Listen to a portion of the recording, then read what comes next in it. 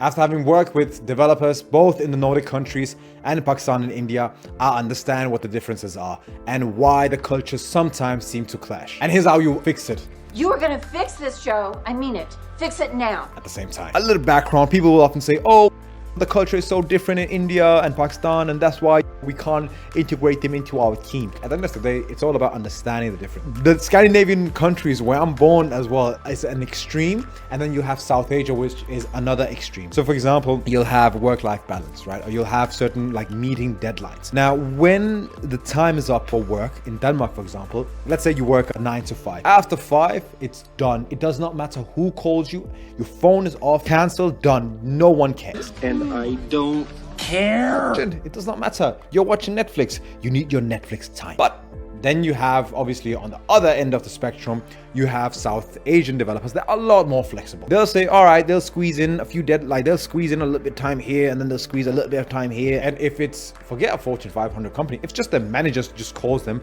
in the middle of the night, they'll pick up the call. Yes, right? And I'm being honest. So you have two extremes of two different spectrums. And obviously the pros with the Scandinavian developer is that, look, they're able to prioritize work and life, which means that they won't be led to burnout. They will be able to keep going on for a longer period of time. The problem though is that the amount of flipping time it takes for a project to get done in a Scandinavian country is ridiculous.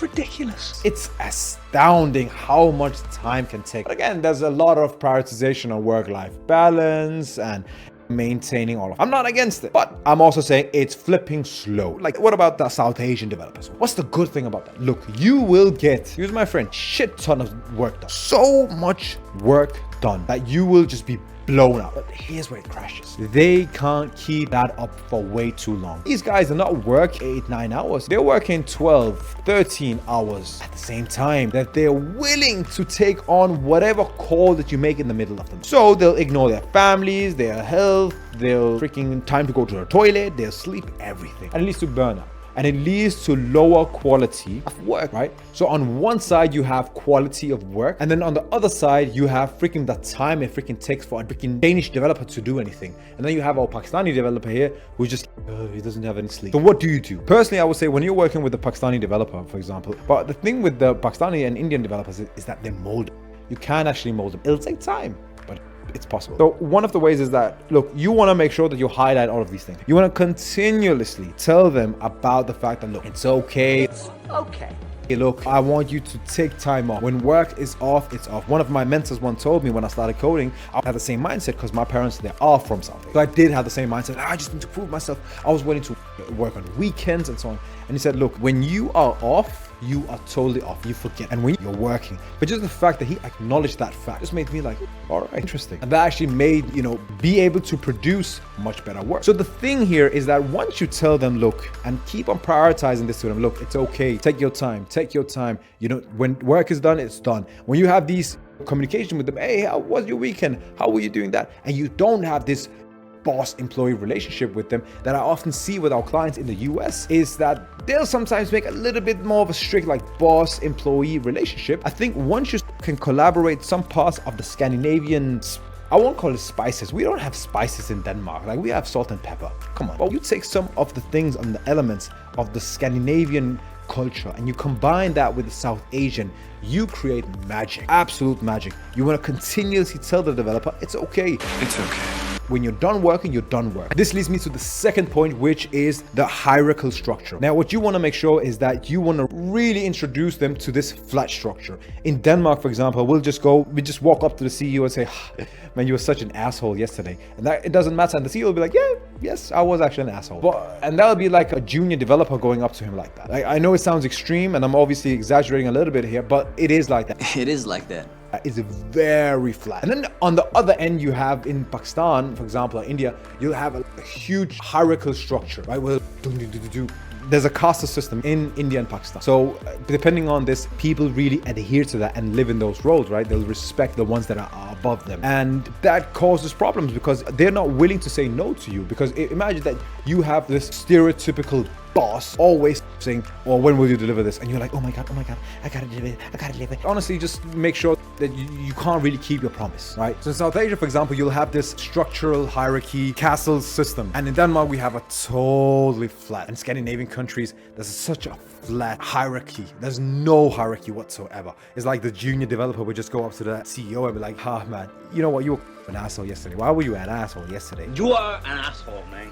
You know what? When you got drunk yesterday, you acted like this and this. And imagine in India, you would never do that to the CEO. As a matter of fact, you don't even do that to the senior project manager, right? So there's a hierarchical structure. What you want to do is that you want to introduce these developers to this idea that, look, it's okay that don't look at me as your boss. Just look at me as your partner, as your collaborator, as your team, as that cool guy that you can talk to. And it's not going to be like, oh, in one day, they're going to be like, oh my God, now I'm going to talk to you differently. It's not going to be that way. What it is going to bring though is that they're slow and steadily going to realize, hey, you know what, this is actually a buddy of mine. I can have open conversation with this person. There's not this kind of hierarchical structure in this company. This is actually interesting. I feel comfortable here. And then, my friend, they will start to be more direct. They'll be open and they'll be willing to tell you all of the things that you need. Because look, at the end of the day, what I believe is that you need a hybrid. You need that kind of respect in some type of way of, look, there is a hierarchy. Because often you'll have one kind of vision that we have to do things in a certain type of way, and you need that because it's your business or you're a CTO or anything like that. You need to introduce this idea of flat structure to these developers and understand that it's okay to have open dialogue.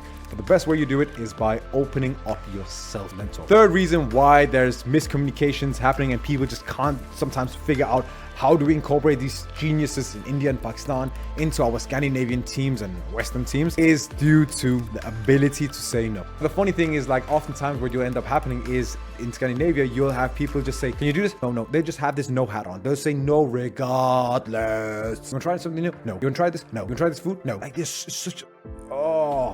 Go to the vacation, the same spot. Go and eat the same food. Talk with the same people. Drink the same beer. All of that boring crap. On the other end, you have South Asian people, Pakistani Indians, which essentially is, they can't say no, especially not to authority like we spoke about previously. They'll keep on saying yes, yes, not understanding how much that causes them. What they'll say is that you ask them, look, we have to make this particular feature. What do you think about it? We have to insert stupid idea, a reality. What do you think? This is like the senior project manager. What do you think? What do you think? I think it will work. So when you hear a South Asian developer say these words, you want to know that, oh my, this is a red flag. And that word is, we can try, or maybe I will try, rather than just saying straight up no. When you ask them, look, can you implement this feature by this and this date? And you say, I can try. Most likely that's because they don't want to say no. So you want to make sure that you tell them, hey, I appreciate the fact that you're willing to work and do this much effort, but it's very crucial that we are realistic. It's okay to say no. I rather want you to say no as compared to us not meeting the deadline. So it's okay to say no. When you approach them in this way continuously, eventually they'll learn how to say no and be more realistic. The important thing is to be realistic. This way you get the best hardworking, best talent in the world, and you combine a little bit of the Scandinavian and Nordic countries' sweetness to it, making them geniuses to make your dream a reality. If you have any questions, I have an AI survival toolkit that will teach you everything. All these cultural integration program that has had amazing reviews. People have loved it and it's transformed businesses forever, and I'm sure it will help you too. If you're interested in more information as well, try at least to book a free strategy session with us. It's a 90 minutes call. We'll just give you as much value as possible, not try to sell you anything. If you're in the market for looking for developers or software solution or anything of that matter, we would be more than happy to help you make your dream a reality, or at least guide you in the right direction. I'm Zigbal.